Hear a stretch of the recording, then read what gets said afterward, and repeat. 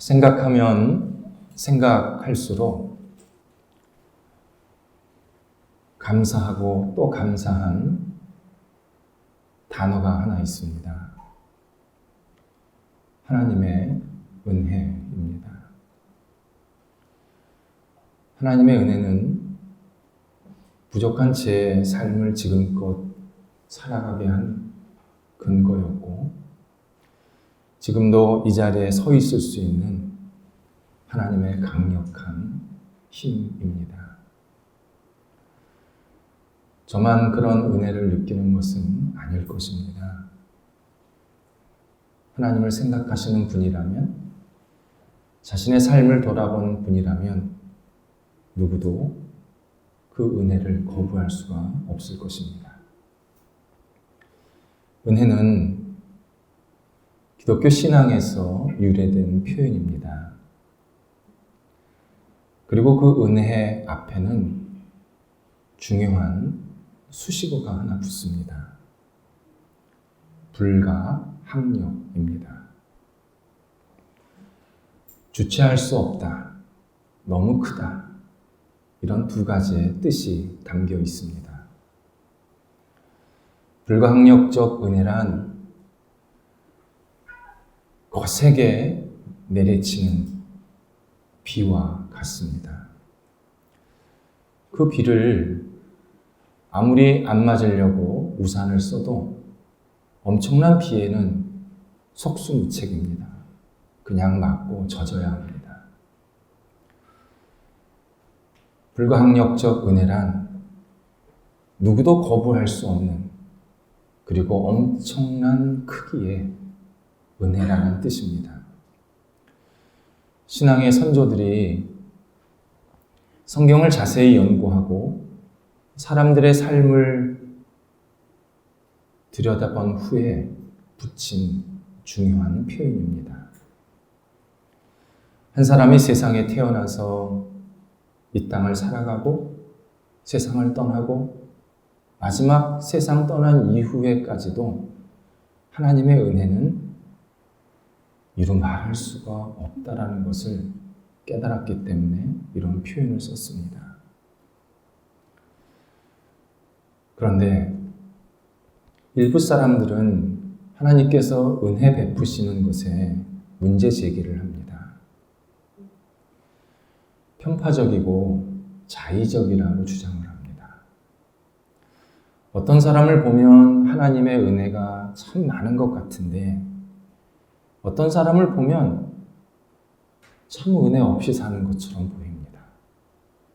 그래서 주로 믿지 않는 사람들이 하나님의 은혜는 일반적이지 않아, 이렇게 주장을 합니다. 하지만 우리가 가장 먼저 다뤄야 할 것은 하나님에 대한 이야기가 아닙니다. 인간이 얼마나 문제가 많고 심각하게 타락했는지, 인간의 죄성에 대해서 먼저 이야기를 해야 합니다. 내 죄성을 깊이 깨닫고 고백을 하면 하나님의 은혜가 엄청나게 보입니다. 반대로 내 죄가 보이지 않고 내 죄를 깊이 자각하지 못하면 하나님의 은혜가 안 보입니다. 그리고 계속 불평과 불만으로 이어갑니다. 일반적으로 사람들이 인간의 죄에 대해서 생각하는 견해는 두 가지입니다. 하나는 인간은 죄인이 아니다, 죄가 없다, 그렇게 생각합니다. 인간 안에는 건강한 도덕성이 다 있습니다. 단지 사람마다 그 도덕성이 숨겨져 있어서 표출되는 시기가 다를 뿐입니다. 그래서 때가 되면, 환경이 좋아지면, 여유가 생기면, 시간이 지나면 사람은 선해지고 성숙해지고 발전할 수 있다, 그렇게 주장을 합니다. 그래서 나온 말이 나이 들면 철든다. 동양 철학에서는 지천명이니 이순이니 이런 표현을 사용하는 겁니다. 제가 지난주에 공공장소에서 큰 소리로 욕설을 하며 싸우시는 두 분을 보았습니다. 그런 걸 보면 그냥 빨리 지나가야 되는데 꼭 서서 보게 됩니다. 저도 참 부족한 사람입니다. 너 몇 살이야? 그렇게 말하면서 다투시는 바람에 본의 아니게 그분들의 나이를 알게 됐습니다. 한 분은 70이 넘었고 한 분은 60대 후반이었습니다. 사람은 나이 든다고 저절로 철들지 않습니다. 또 하나는 인간의 불완전함을 인정하는데 교육과 계도를 통해서 감시, 처벌, 그리고 훈련을 통해서 얼마든지 선하게 될 수 있다고 주장하는 사람들이 있습니다. 이들은 다른 사람에게 인간적인 지식이나 교양이나 이런 것들을 계속 주입하고 가르쳐야 된다고 주장합니다. 우리 시대는요, 과거 어느 때보다도 최고의 교육을 받고 지식이 많이 가지고 있습니다. 아마 우리 한 사람 한 사람의 지식, 그 머릿속에 있는 지식, 그동안 배웠던 것을 딱 펴보면 여태까지 그 누구도 배우지 못하고 쌓지 못했던 지식들이 있을 것입니다. 그런데 입을 다물어지지 않는, 때로는 기가 막힌 범죄가 우리 주변에서 계속 일어나고 있습니다. 천인공노하다, 엽기적이다, 이런 표현도 부족할 만큼 심각한 범죄자가 너무 많이 우리 시대에 양산이 되고 있습니다. 중국 같은 경우는요, 어느 때보다도 문맹률은 현저히 낮아졌고 경제력은 현격하게 높아졌는데 교도소가 모자르다고 합니다. 그래서 중국 정부가 교도소를 더 지어야 될지 아니면 경범죄자들은 그냥 풀어줘야 될지 고민한다라는 그런 얘기를 제가 중국 갔을 때 들은 적이 있습니다. 사람은 지식을 쌓는다고 교육을 받는다고 선해지지 않습니다. 그래서 인간을 깊이 이해하려면 인간을 만드시고 인류 시작부터 지금껏 인간과 깊은 관계를 맺고 계신 하나님의 말씀을 들어야 합니다. 성경은 인간은 스스로 선하거나 시간이 지나고 교육을 받는다고 선해질 수 있다고 말씀하시지 않습니다. 인간은 철저히 타락했고 이기적이고 탐욕적입니다. 그래서 일반, 예수님 믿기 전에 자연인으로서의 영혼은 다 망가져 있습니다. 물론 예수 믿어도 망가진 부분들이 있습니다. 그런데 자연인으로서의 영혼은 정상적인 영혼이 될 수가 없습니다. 성경이 그렇게 말씀을 합니다. 그리고 이것은 인간의 힘으로 고치거나 회복될 수 있는 게 아니라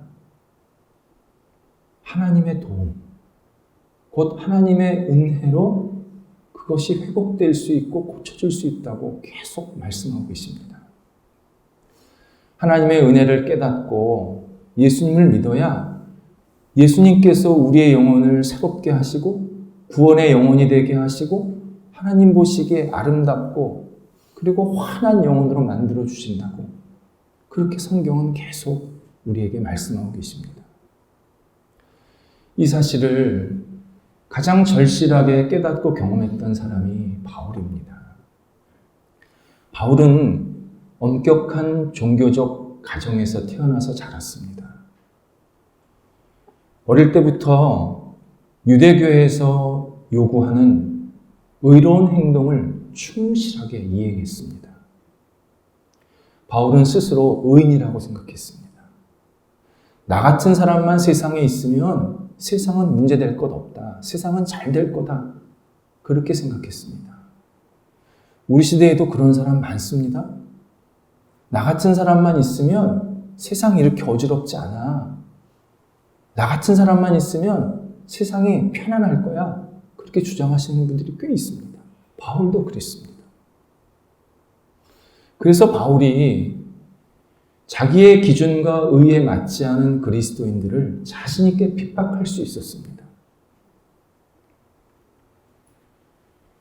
그런데 하나님의 은혜로 예수님을 만나게 됩니다. 이때 제일 먼저 깨달은 것은 자기의 의가 죄라는 사실이었습니다. 자기가 의롭다고 생각했던 그 자부심을 가지고 있었던 자랑거리가 구원을 받는데 계속 걸림돌이 된 겁니다. 자기 의를 내면 낼수록 구원은 점점 멀리 갔습니다. 예수님을 거부하면 사람은 필연적으로 자기 중심, 자기 생각, 자기 판단이 늘 앞서게 됩니다. 그리고 그 자기 의는 반드시 교만이 이어집니다. 그 교만은 다시 예수님을 멀리하게 하는 악순환이 생기는 겁니다. 바울이 이 사실을 깨달은 겁니다. 이 악순환의 고리를 끊어내는 것은 하나님의 은혜를 깨닫고 예수 그리스도를 받아들이고 믿는 사람이 그 사실을 끊어낼 수 있다. 예수님께서 끊게 하신다. 이 사실을 분명히 깨달았습니다. 그래서 바울은 예수님을 만난 이후부터 우리는 하나님의 은혜로 구원을 받는다. 예수 그리스도를 믿어야 구원을 얻는다. 하나님의 은혜를 깨닫고 예수님 안에 거해야 우리가 진정한 삶을 살 수 있다. 목숨을 걸고 돌아다니면서 전하게 되었습니다. 한글 신약 성경 기준으로 은혜라는 말이 132번 나옵니다. 이 중에서 100번이 바울이 복음을 전할 때 사용할 단어가 은혜입니다. 바울은 하나님의 은혜의 상징이었습니다. 바울은 자신의 인격이 은혜로 재구성이 되었습니다. 언어는 늘 은혜가 앞섰습니다. 그의 삶은 날마다 은혜로 채워졌습니다. 바울에게 하나님의 은혜가 없으면 바울도 없었습니다. 바울은 은혜의 사도였습니다. 그래서 6절에서 바울이 우리는 모두 하나님의 은혜를 깨닫고 예수님을 믿어야, 예수님 안에 거해야 구원을 받을 수 있다고 재차 강조합니다. 앞에서도 계속 강조했습니다. 근데 다시 또 강조합니다. 왜 강조할까요? 아직도 많은 사람들은 자신의 노력과 자신의 지식과 자신의 교육과 자신의 능력으로 구원을 받고 인정을 받을 수 있다고 생각하기 때문입니다. 바울은 하나님께서 하나님의 은혜를 깨닫고 예수님을 믿어야 구원을 받을 수 있다고 계속 말씀하고 계시는데 인간은 그거는 듣지를 않고 자기 행동, 자기 판단, 자기 생각 그걸 계속 앞세우면서 이거는 잘 될 거야. 이렇게 하면 내가 의롭게 될 거야. 이렇게 하면 내가 하나님께 인정받을 거야. 계속 반복하고 있다는 겁니다. 바울은 절대 그래서는 구원을 얻을 수 없다고. 오직 하나님의 은혜를 깨닫고 그리스도를 받아들여야 한다고. 간절하게 권고하고 있습니다. 사람들이 오해하는 것이 있습니다. 믿음도 행위라고 생각합니다. 믿음은 우리 신체 기관의 혀와 같습니다. 우리가 세상에 태어날 때 내가 혀를 노력해서 만들어서 가지고 나온 사람은 없습니다. 또 내가 세상에 태어나서도 혀를 만들어야지 열심히 준비해서 혀를 만든 사람도 없습니다. 우리는 다 우리 갓난아이일 때 혀를 하나님께서 주셔서 나온 겁니다. 그리고 그 혀를 가지고 평생 맛을 느끼는 겁니다. 믿음이 그렇습니다. 하나님은 모든 사람에게 믿음의 혀, 곧 믿음의 씨앗을 다 넣어놓으셨습니다. 어떤 사람은 그 믿음의 혀로 하나님을 맛보고 하나님을 인정하고 하나님을 받아들입니다. 그것을 하나님을 믿는다라고 표현하는 겁니다. 그런데 어떤 사람은 엉뚱한 걸 믿습니다. 엉뚱한 것을 맛보고 이게 좋다, 이게 맛있다. 그러면서 엉뚱한 것을 자꾸 찾고 믿습니다. 그리고 진짜 믿어야 할 하나님은 계속 밀칩니다. 맛을 안 봅니다. 거부합니다. 이것이 하나님을 믿지 않는 사람의 모습입니다. 바울은 이것을 하나님의 은혜를 깨닫고 예수님을 받아들이는 사람과 그렇지 않은 사람을 비교해서 설명하고 있습니다. 7절에서 선택이라는 표현을 쓰고 있습니다. 선택받은 자라는 뜻은 하나님의 은혜를 깨닫고 예수님을 믿는 사람을 말하는 겁니다. 선택받은 사람은 얻었고 그렇지 않은 사람은 우둔해졌다라고 표현하고 있습니다. 얻었다라는 것은 구원을 얻었다, 하나님의 자녀된 신분을 얻었다라는 뜻입니다. 근데 이 얻었다라는 동사에는요, 넉넉하고 풍족한 것을 누린다라는 뜻이 같이 담겨져 있습니다. 우리가 하나님의 은혜를 깨닫고 예수님을 받아들이면 하나님은 우리가 이 땅에 살 때 계속 뭔가를 누리게 하십니다. 얻게 하십니다. 플러스 인생을 살게 하십니다. 하나님의 자녀를 비참하게 살지 않게 하십니다. 내 몸이 아플 수 있습니다. 내가 좀 어려움을 당할 수도 있습니다. 좀 실패할 수도 있습니다.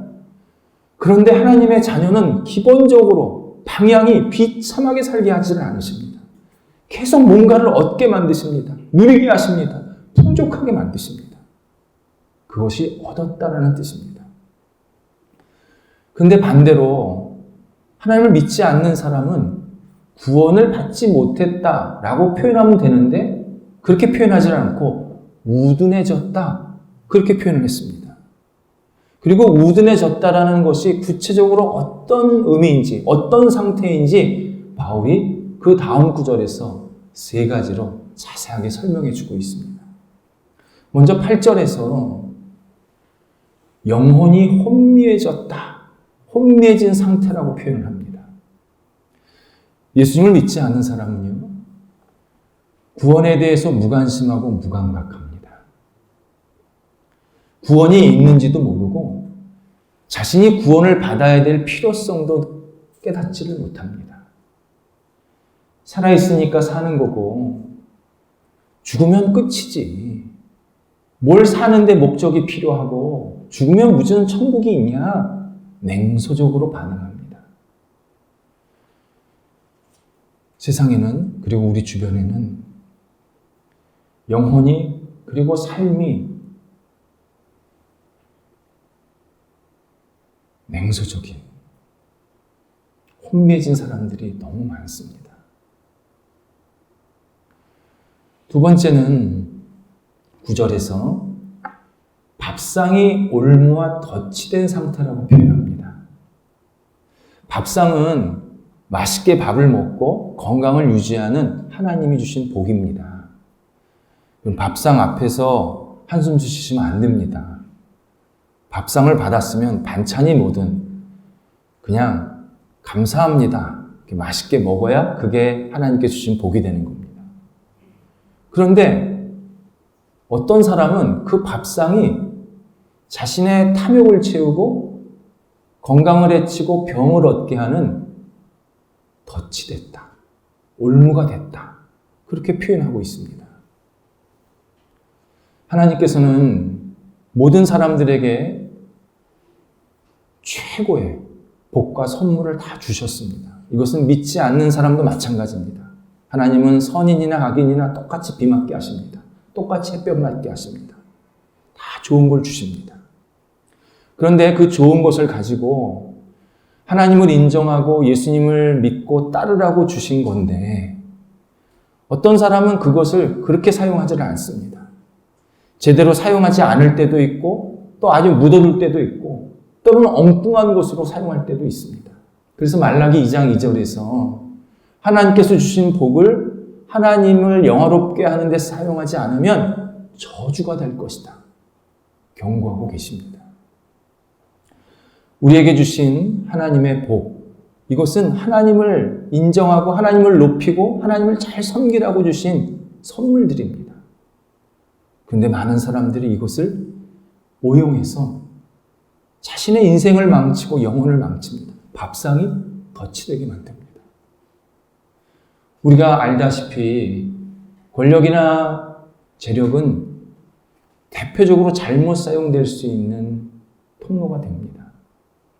그런데 신앙적인 도구가 오용되어서 신앙을 매우 잘못 생활하게 하는 그러한 모습이 우리 주변에는 많이 있습니다. 먼저 직분이 오용이 됩니다. 직분, 교회에서는 장로님도 계시고 권사님, 집사님, 목회자, 선교사 이런 직분들이 있습니다. 이런 직분은 교회와 세상을 섬기고 세우라고 주신 하나님의 큰 선물입니다. 그래서 교회는 필요하면 기도하면서 직분을 세워야 합니다. 저희 모임도 그런 기도를 하고 있습니다.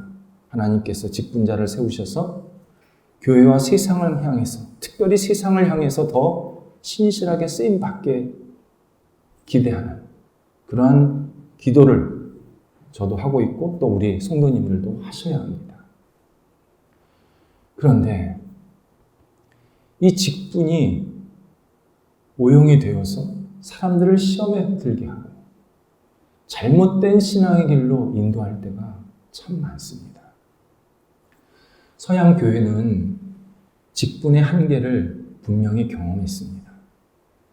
과거 신앙이 불일 듯 일어났을 때 교회에 직분자로 가득 채워졌습니다.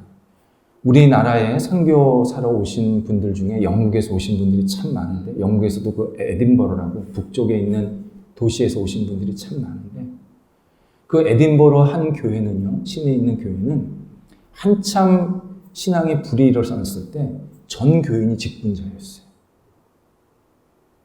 그러니까 그 새신자나 이런 개념이 없었어요. 그냥 다 직분자예요. 1년에 10명씩 선교사가 파송이 됐어요. 그 정도로 부흥이 일어났었습니다. 그런데 신앙에 큰 바람이 불고 시련이 오고 어려움이 오자 직분이 신앙의 자리를 지키는데 전혀 도움이 되지 않은 것을 확인하게 된 겁니다. 참 놀랍죠? 직분이 신앙의 자리를 지키는데 도움이 하나도 안 되더라는 겁니다. 현재 유럽의 교회는요, 직분자 거의 안 세웁니다. 직분자 세울 사람도 없지만 있어도 안 세웁니다. 그분들의 말로 의하면 직분은 신앙의 척도가 아니다. 분명히 얘기합니다. 미국 교회는요, 직분을 세울 때도 굉장히 고민을 많이 합니다. 큰 교회, 사람이 많이 모이는 교회도요, 우리나라의 일반 집사님 세우는 그러한 일도 1년에 10명 채 안 됩니다. 제가 다녔던 교회도 5,000명 모인다는 교회였는데 3년여 동안에 6명 세우는 걸 제가 확인했습니다. 그런데 이름이 중요합니다. 직분을 세우는데 집사, 장로, 권사 이런 명칭을 안 씁니다. 그런 언어를 안 씁니다. 뭐라고 썼냐면 dedicated, 헌신자라고 썼습니다. 이 사람은 남은 생애를 교회와 하나님을 위해서 헌신하는 사람입니다. 그런 정체성으로 살아가는 사람입니다. 그렇게 세웁니다. 교회가 많이 고민했다는 것을 보게 됩니다. 우리나라 교회는 조금 이상한 방향으로 흘러갔습니다. 대한민국 교회는 사실 직분자가 있었기 때문에 이렇게 부흥된 거 분명히 맞습니다. 헌신하는 분들이 많이 있었기 때문에 지금까지 왔습니다. 그런데 어느 순간부터 우리가 다 느끼고 있지만 직분이 감투가 되었습니다. 벼슬이 되었습니다. 교회를 몇 년 다니면 아니 당신은 교회를 그렇게 다녀놓고도 아직 직분 하나 못 얻었어? 이런 비신앙적인 이야기를 아무렇지도 않게 주고받습니다.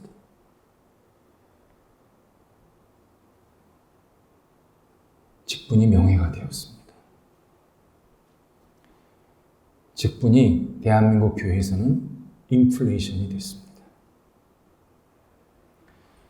교회 근처에서 권사님 그럼 다 돌아봅니다.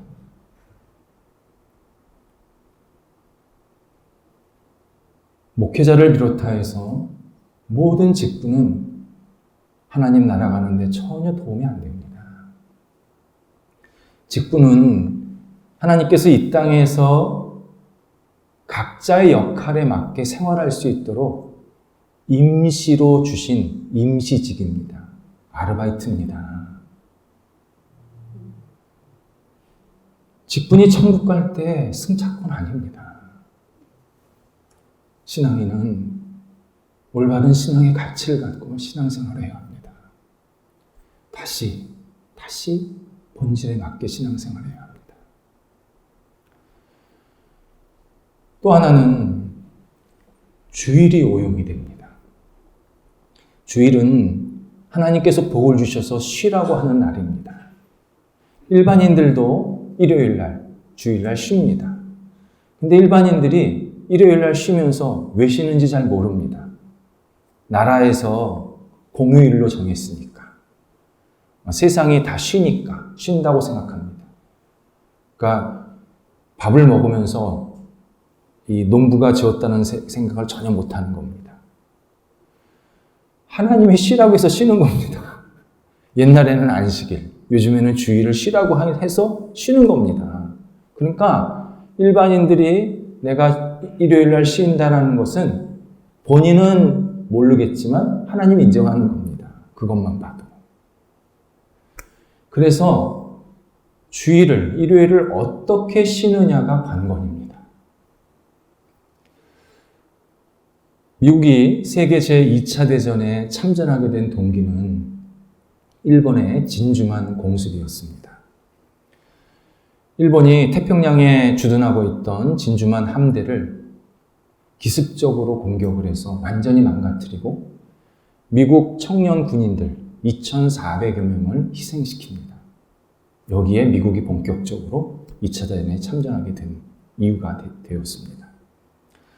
근데 여기에 관련해서 잘 알려지지 않은 역사적 사실 하나가 있습니다.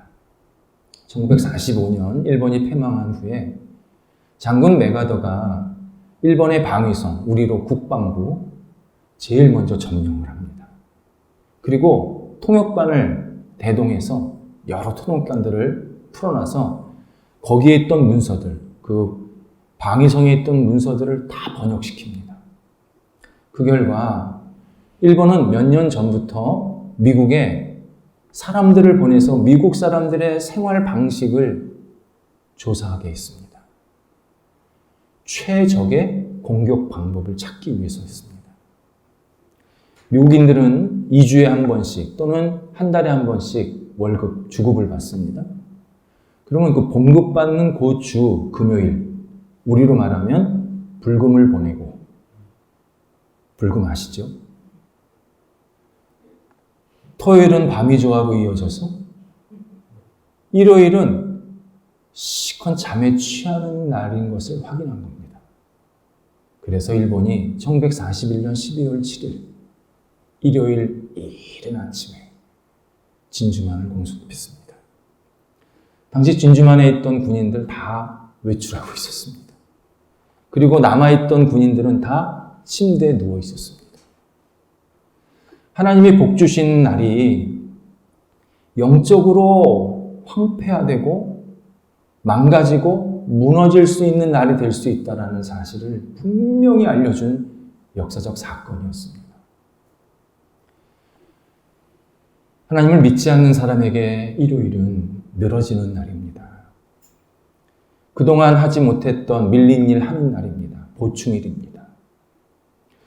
하지만 하나님을 믿는 사람에게 주일은 세상에 대해서 깨어있는 날입니다. 세상을 나아가기 전에 하나님께 위로와 힘과 지혜를 받아 영적으로 준비하는 날입니다. 세상에서 선한 영향력을 끼치기 위해서 영적으로 다시 가다듬고 채우는 날이 주일입니다. 주일을 잘못 보내면 한 주간의 생활이 영적으로 엉망이 됩니다. 근데 많은 사람들은요, 주일을 잘못 보내놓고도 자신의 영성이 어그러졌다는 사실을 모르고 삽니다. 그게 한 주, 두 주 채워지면, 쌓여지면 그 영혼이 계속 망가지는 겁니다. 하나님을 전혀 생각 안 하는 겁니다.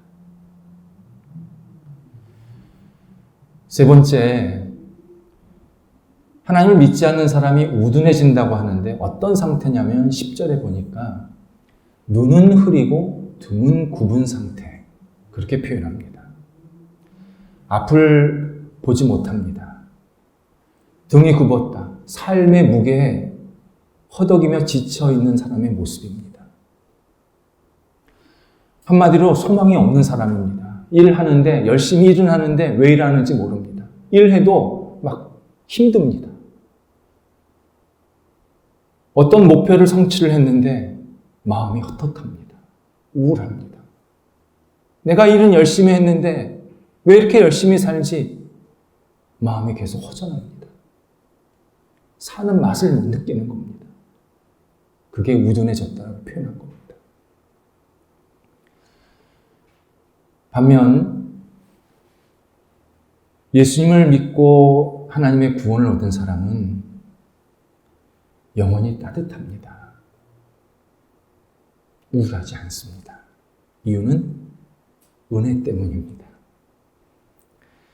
봄볕이 얼었던 대지를 녹이듯이 하나님의 은혜가 내 영혼을 계속 따뜻하게 만드신다는 것을 경험합니다. 그래서 세상 사는 것을 따뜻하게 삽니다. 뿐만 아니라 감사가 넘칩니다. 왜요? 은혜가 넘치니까요. 입을 열면 감사하는 생활, 입을 열면 감사합니다 고백하는 생활이 지속이 됩니다. 또 기쁩니다. 아침에 일어나면 오늘도 하나님의 은혜로 하루가 시작이 되었구나. 저녁에 누워서 잠자리에 들면 오늘도 하나님의 은혜로 하루를 살았구나. 깨닫기 때문에 계속 기쁩니다. 그래서 범사에 감사하라, 항상 기뻐하라, 이 말씀을 내가 일부러 지키려고 하는 게 아니라 하나님의 은혜를 깨달으면 그냥 그렇게 이루게 됩니다. 그렇게 살게 됩니다. 나아가서 내게 주신 하나님의 은혜를 막 사람들에게 나누고 싶은 간절함이 생깁니다. 너무 크기 때문입니다. 은혜가. 나한테 은혜가 너무 많아. 나를 이렇게 하나님께서 사랑하시구나. 나를 이렇게 세워주셨구나. 그런 마음으로 늘 다른 사람들, 어렵고 힘든 사람들, 또 삶에 지친 사람들에게 뭔가 나누고 싶은 마음이 계속 들게 만드십니다. 이것을 11절, 12절에서 이방인과 유대인들이 서로에게 큰 덕이 된다, 도움이 된다, 은혜를 끼치는 사람들이 된다, 이렇게 바울이 설명하고 있습니다. 예수님은 유대인 혈통에서 태어나신 유대인이었습니다. 이거 우리 잊어버리면 안 됩니다. 예수님은 유대인만의 주님은 아니십니다. 근데 예수님은 유대인이에요. 이 소리는 유대인이 있었기 때문에 우리가 구원을 받을 수 있었다는 겁니다. 가끔 이걸 잊어버려요, 우리가. 부모가 있었기 때문에 내가 태어나는데 부모를 잊어버려. 똑같은 겁니다. 유대인이 있었기 때문에 우리는 구원을 얻을 수 있었던 겁니다. 그래서 유대인에게 우리는 고마워해야 합니다. 유대인을 차별하고 유대인이 역사 속에서 많이 핍박받은 거, 그건 단순히 잘못된 게 아니라 우리 부모를 핍박한 거랑 똑같은 겁니다. 예수님이 유대인 혈통에서 나온 겁니다. 그런데 여기서 끝이 아닙니다. 바울은 예수를 믿고 이방인들이 구원을 받으면 유대인들이 우리를 보면서 강력한 도전을 받는다는 겁니다. 지금은 유대인들이 예수님을 믿지 않고 구원에 이르지 못하고 있지만 계속 이방인들이 구원을 얻는 모습을 보면 나중에 예수님께서 온 세상의 구원자이시구나 재발견하는 시간이 있을 것이다. 하나님의 약속을 설명해 주고 있습니다.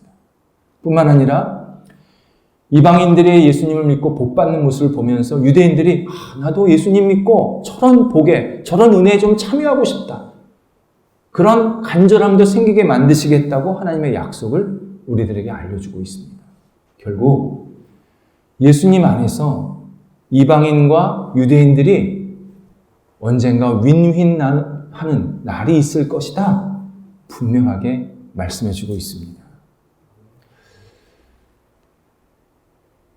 하나님의 은혜를 깨닫고 구원을 받는 우리는요, 세상 사람들에게 복이 되어야 합니다. 이제 우리가 결국 유대인들에게 복이 될 것처럼 지금 우리 주변의 사람들에게 복이 되어야 합니다. 특별히 믿지 않는 사람에게 은혜와 복을 함께 나누어야 합니다. 믿지 않는 사람들과 손 잡으셔야 합니다. 친구 되셔야 합니다. 그리고 그들을 사랑으로 정성껏 잘 대해야 합니다. 고린도후서 6장 14절에서 믿지 않는 자와 멍에를 같이 하지 말라라는 말씀이 있습니다. 이거는 믿지 않는 자가 짓는 죄에 같이 동참하지 말라. 그들이 가지고 있는 인간적인 목표에 너도 같이 그 인간적인 목표에 휘둘리지 말라. 그런 뜻입니다. 앞뒤 문장을 잘 보시면. 만나지 말라라는 게 아닙니다. 손잡지 말라는 게 아닙니다. 오히려 손잡아야 합니다. 친하게 지내야 합니다. 그런데 중요한 일이 있습니다. 입을 열어 복음을 전해야 합니다. 신앙인들이 비신앙인들에게 저 사람은 참 괜찮은 사람이야. 저 사람 참 훌륭한 사람이야. 칭찬받습니다. 근데 그 이상의 의미를 못 전합니다. 왜요? 입을 열어 복음을 안 전하기 때문에. 그래서 인간적으로 내가 좋은 사람, 훌륭한 사람이라고 칭찬받는 것은 인간의 영광입니다. 입을 열어 복음을 전해서 그 사람이 복음의 길로 들어서게 해야 그게 하나님의 영광입니다. 그게 우리의 목표입니다. 우리가 그래서 믿지 않는 사람을 만나는 것이고 믿지 않는 사람의 손을 잡는 겁니다. 그 목표까지 가야 되는 겁니다. 물론 우리가 복음을 전할 때 많은 사람들이 복음을 안 받을 때가 있습니다. 괜찮습니다. 우리가 복음을 전할 때 그 사람이 구원에 대해서, 예수님에 대해서 한 번 더 생각하고 고민하는 그 자체가 구원의 시작입니다. 그리고 그 자체가 하나님께 영광이 된다고 분명히 우리에게 말씀하고 계십니다. 하나님의 은혜를 깨닫고 그 은혜를 세상 사람들에게 나누는 사람들이 있는 교회. 그게 되는 교회입니다.